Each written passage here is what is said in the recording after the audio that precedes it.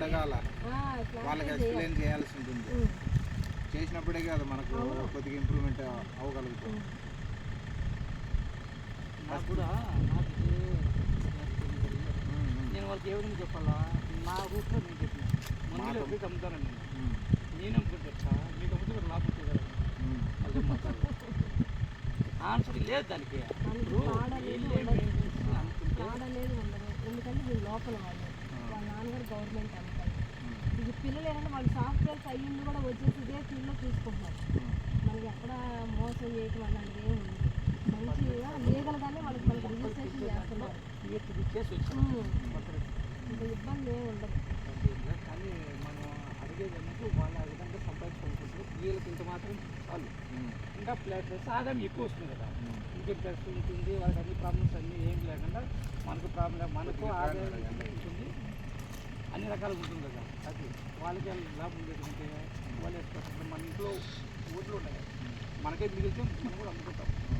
అది మనము వేసేది వచ్చి ఊరి కోసము, ఇతరుల కోసం కాదు, మనకై మిగిలితాను కదా వాళ్ళు మనం వాళ్ళు వేసి కదా.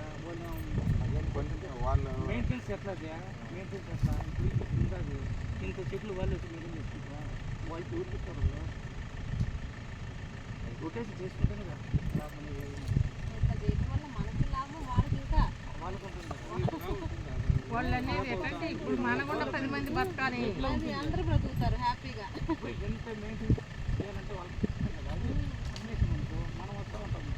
మన ద్వారా ఇప్పుడు ఈ గ్రూప్ ద్వారా 5,000 మంది ఉన్నారు ఎంప్లాయీస్, ఒక పర్టికులర్ ఉండదు ఒక 5,000 మంది. అది వాళ్ళు వాళ్ళ వరకే. మా తమ్ముడు కూడా రావాల్సి మాత్రం వేరే అడుగు మా చిన్నాయన కూడా ఒకసారి రమ్మని చెప్పాలి. మనం ఏం చెప్పాలి చూసుకోవాలి, ఒకసారి రమ్మని చెప్పాలి. అప్పుడు ఫ్యాట్ ఇచ్చేవాళ్ళు చాలా మంది ఉన్నారు. ఇవాళ మన దానికి ఆన్సర్ చూస్తే కానీ వాళ్ళకు అర్థం కాదు. అదే రమ్మని చెప్తే నేను మీ మామను కూడా ఈరోజు రమ్మని ఉందను. అదే అమ్మకు బాగలేదు నా కూతురికి.